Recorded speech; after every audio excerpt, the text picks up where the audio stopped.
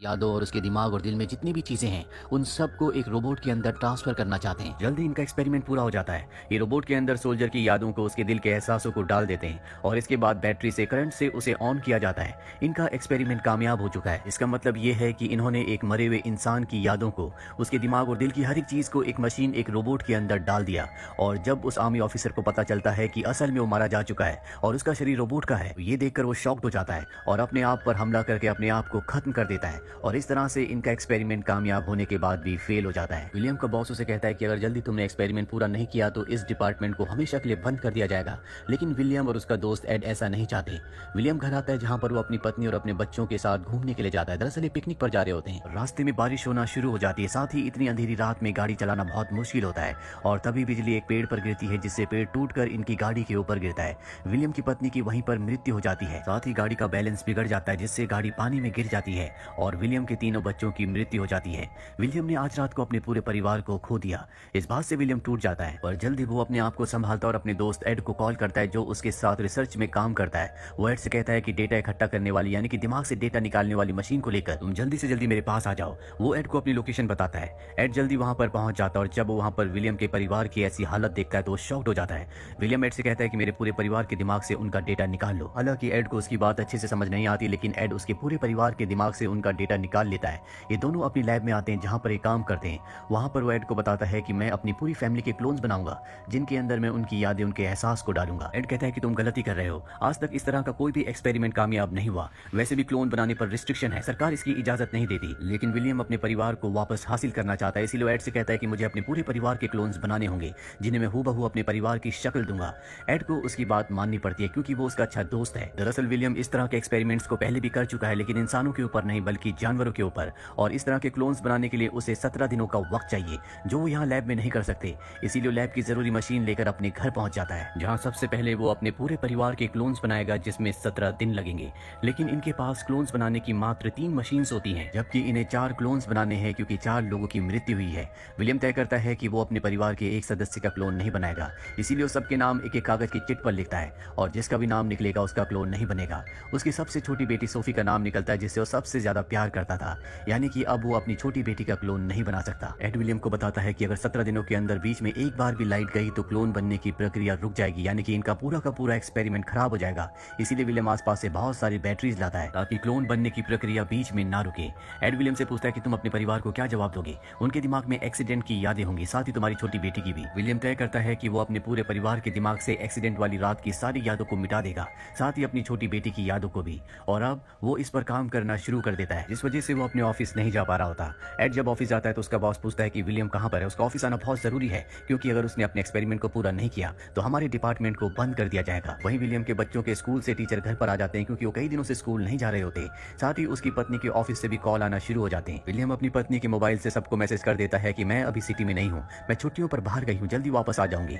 और अब देखते देखते 17 दिन पूरे हो जाते हैं। एड विलियम के पास आता है क्योंकि आज वो दिन है जब सभी क्लोन्स को पानी से, यानी कि लिक्विड से बाहर निकालना है। लेकिन विलियम अब भी दुविधा में होता है। वो कहता है कि हो सकता है कि हमने किसी चीज को मिस कर दिया हो, मैं अब इस चीज के लिए तैयार नहीं हूँ। एड उसे समझाता है कि यही सही वक्त है क्लोन्स को बाहर निकालने का। अगर हमने देर की या एक दिन और रुके तो क्लोन्स खराब हो सकते हैं और इसके बाद ये सभी क्लोन्स को बाहर निकाल देते हैं। क्लोन्स एकदम से जिंदा होकर शॉक में आ सकते हैं, इसीलिए इन सबको 3 दिन के लिए बेहोश कर दिया जाता है। विलियम अपनी पत्नी के पास जाता है जो बेहोश होती है और जब वो उसके हाथ को टच करता है तो उसके दिमाग में जो यादें होती है, जो एहसास होते हैं, उससे मशीन का जो मीटर होता है वो अप डाउन होना शुरू हो जाता है, यानी कि उसकी पत्नी को बेहोशी की हालत में भी एहसास है। विलियम समझ जाता है कि क्यों रोबोट वाला एक्सपेरिमेंट पूरी तरह से उसका फेल हो गया था, क्योंकि जो इंसान का दिमाग होता है उसका तालमेल इंसान के शरीर के साथ भी होता है और रोबोट के पास जो जिस्म था वो इंसानी नहीं था बल्कि वो मेटल का था। इसीलिए होश में आने के बाद वो रोबोट यानी कि इंसान पूरी तरह से शॉक्ड हो जाता है, जिस बात को एक्सेप्ट नहीं कर पाता और उसका दिमाग पूरी तरह से आउट ऑफ कंट्रोल हो जाता है। विलियम को अब सोल्यूशन पूरी तरह से समझ में आ चुका है, कैसे वो एक इंसानी दिमाग को एक रोबोटिक बॉडी में पूरी तरह से सक्सेसफुली ट्रांसफर कर सकता है। इसके लिए बस उसे उस इंसानी दिमाग की यादों से निकालना होगा कि कभी उसके पास इंसानी जिस्म था, और ऐसा करने के बाद जब वो होश में आएगा तो रोबोटिक बॉडी देखकर उसे लगेगा कि ये उसी का जिस्म है और एक्सपेरिमेंट सक्सेसफुल हो जाएगा। यहाँ पर वो अपने पूरे परिवार के दिमाग से अपनी छोटी बेटी की यादों को और एक्सीडेंट वाली रात को पूरी तरह से डिलीट कर देता है। अब सबके सब होश में आ जाते हैं। विलियम को उसका परिवार वापस मिल चुका है, वो उसी तरह से बिहेव कर रहे होते हैं जैसे वो पहले किया करते थे। इस बात से विलियम बहुत खुश होता है क्योंकि उसने वो कर दिखाया जो वो करना चाहता था, साथ ही उसे उसका परिवार वापस मिल गया। और अब विलियम को अपने डिपार्टमेंट को बचाने के लिए रोबोट वाले एक्सपेरिमेंट को पूरा करना होगा। इसीलिए वो तय करता है कि अब वो अपने दिमाग की रेप्लिका यानी कि अपने दिमाग की कॉपी बनाएगा, जिसे रोबोट के अंदर डालेगा ताकि उसका एक्सपेरिमेंट पूरा हो जाए और उनका डिपार्टमेंट बच जाए। वहीं विलियम की पत्नी को दिखाया जाता है जिसे अजीब अजीब से कभी कभी विजन्स आते हैं जो उसकी छोटी बेटी के बारे में होते हैं, जिससे कभी कभी वो डिस्टर्ब हो जाती है। लेकिन विलियम उसे बार बार कंसोल करता है, उसे समझाता है कि ऐसा कुछ भी नहीं है। वहीं एक रात को जब विलियम की बेटी सो रही होती है तो उसे सपना आता है जिसमें वो उस एक्सीडेंट को देखती है जो हुआ था और उसमें उसकी मॉम की मृत्यु हो जाती है। ये देखकर वो पूरी तरह से घबरा जाती है, उठ जाती है। विलियम वहां पर आता और अपनी बेटी को समझाता है कि ये सिर्फ एक बुरा ख्वाब था, तुम्हें दोबारा सो जाना चाहिए। और जब वो सो जाती है तो वो अपनी बेटी को नीचे ले जाता है। यहाँ पर वो अपनी बेटी के दिमाग को मशीन्स के साथ जोड़ता है। दरअसल वो देखना चाहता है कि कहीं उसकी बेटी के दिमाग में एक्सीडेंट वाली कोई याद रह तो नहीं गई। और जब वो ऐसा कर रहा होता है तभी वहां पर उसकी पत्नी भी आ जाती है। उसकी पत्नी सब देखकर हैरान होती है। उसे शक होता है कि विलियम ने कुछ न कुछ किया है जिस वजह से उसे उसकी बेटी को अजीब अजीब से ख्याल, अजीब अजीब से विजन्स आते हैं। हालांकि विलियम अपनी पत्नी को कुछ भी नहीं बताना चाहता, लेकिन उसके बार बार पूछने पर वो बता देता है कि कुछ वक्त पहले हमारी गाड़ी का एक्सीडेंट हो गया था जिसमें तुम्हारी और बच्चों की मृत्यु हो गई थी। इसके बाद मैंने तुम सबके क्लोन्स बनाए और अपने परिवार को वापस हासिल कर लिया। ये जानकर उसकी पत्नी को बहुत दुख होता है कि वो एक इंसान नहीं बल्कि एक क्लोन है, लेकिन वो इस बात से सेटिस्फाइड होती है कि उसके पास उसके बच्चे हैं। अगले दिन यहाँ पर विलियम का बॉस आता है और विलियम से कहता है कि मुझे पता है कि कुछ वक्त पहले तुम्हारी गाड़ी का एक्सीडेंट हुआ था जिसमें तुम्हारी पत्नी और बच्चे मारे गए थे। तुमने उनका क्लोन बनाया और अगर ये बात किसी को बाहर पता चली तो हमारी कंपनी के लिए ये बहुत बड़ा खतरा होगा। अगर तुम चाहते हो कि मैं तुम्हारे राज को राज रखूं तो तुम्हें मुझे उस डिवाइस को देना होगा जिससे तुम मेमोरीज को, यादों को कॉपी करके इंसान के दिमाग को क्लोन के दिमाग के अंदर डालते हो। विलियम उसकी धमकी से डर जाता है। वो कहता है कि ठीक है, मैं तुम्हें वो डिवाइस दे दूंगा, पर विलियम ऐसा नहीं करना चाहता, इसीलिए वो उसके ऊपर हमला करके उसे बेहोश कर देता है और डिवाइस को ओवन के अंदर डालकर जला देता है। इसके बाद वो अपने पूरे परिवार को लेकर गाड़ी से यहाँ से भागने लगता है, लेकिन उसके बॉस के साथ उसके लोग भी आए होते हैं जो विलियम को भागता हुआ देखकर उसका पीछा करना शुरू कर देते हैं। विलियम अपनी पत्नी और दोनों बच्चों को लेकर अपने दोस्त एड की बोट तक जाता है जिससे वो यहाँ से निकलना चाहता है, लेकिन तभी उसके बॉस के लोग वहां पर आ जाते हैं जो विलियम की पत्नी और उसके बच्चों को पकड़ लेते हैं।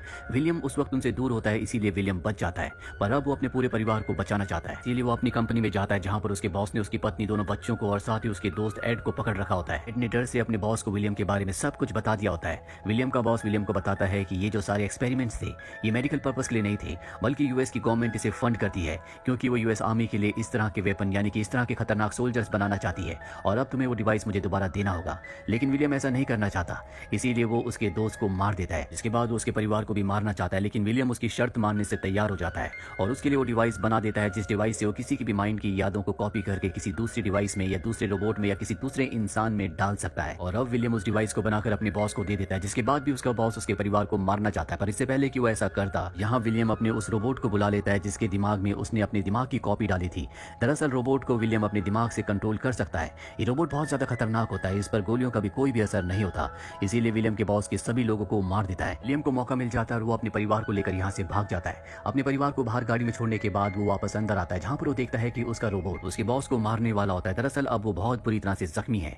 विलियम अपने रोबोट को रोक लेता है। विलियम का बॉस कहता है कि मैं मरने वाला हूँ, लेकिन मेरे मरने के बाद भी मेरे लोग तुम्हें नहीं छोड़ेंगे क्योंकि वो तुम्हारे बारे में सब कुछ जानते हैं। विलियम कहता है कि मैं तुमसे एक डील करना चाहता हूँ, मैं अगले 17 दिनों में तुम्हारे क्लोन को बनाकर तुम्हें जिंदा कर दूंगा जिससे तुम्हें एक नई जिंदगी मिलेगी। इसके बाद तुम मेरे रोबोट के साथ मिलकर, जिसके अंदर मेरा ही दिमाग है, उन अमीर लोगों के क्लोन बना सकते हो जो मरने वाले हैं, जिससे तुम बहुत अमीर आदमी बन सकते हो। लेकिन इसके बदले तुम्हें मुझे और मेरे परिवार को हमेशा के लिए छोड़ना होगा। तुम्हारे आदमी कभी मेरे परिवार का और मेरा पीछा नहीं करेंगे। विलियम का बॉस विलियम से कहता है कि जल्दी मिलेंगे, यानी कि उसने इस डील को एक्सेप्ट कर लिया है और अब विलियम उसका क्लोन बनाने के लिए जाता है। लेकिन उसका रोबोट कहता है कि तुमने मुझे एक नई जिंदगी दी है, ये काम मैं कर दूंगा, तुम अपने परिवार के साथ यहाँ से निकल जाओ।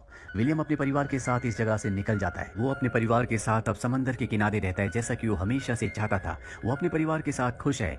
वहीं कुछ समय बाद विलियम के बॉस को दिखाया जाता है जो कि अब जिंदा हो चुका है, यानी कि वो एक क्लोन है और विलियम के बनाए हुए रोबोट के साथ मिलकर काम करता है। ये उन अमीर लोगों के क्लोन्स बनाते हैं जो मरने वाले हैं और इस तरह से बहुत सारे पैसे कमाते हैं। वहीं हमें विलियम को दिखाया जाता है जिसने अपनी छोटी बेटी के क्लोन को भी बना लिया है और इस तरह से अब वो अपने पूरे परिवार के साथ खुश है। इसी के साथ ये फिल्म, ये कहानी यहीं पर खत्म